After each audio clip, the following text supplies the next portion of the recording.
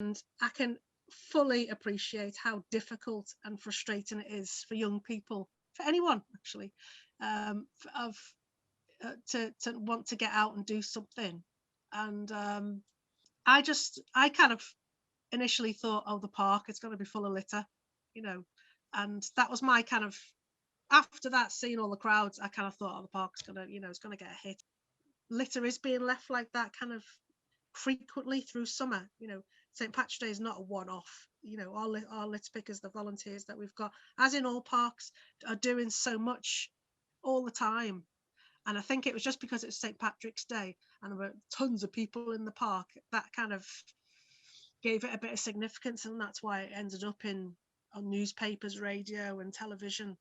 But I just think that it does happen regularly in summer, frequently, not regularly. Yeah, I mean, I've seen so many comments about, oh, it's students, and I can't say, yeah, it was all students or all students are bad, or anything like that, because I was actually teaching. I teach beekeeping to University of Liverpool students on Wednesday afternoon, and I know when I was teaching, there were crowds in the park then, so I know that those students weren't in the park, and I know they're in Liverpool and they weren't in the park. So, and I know also that doesn't kind of say they weren't there, but I also know not every student will have been out there, and I think a lot of students will have got a bit of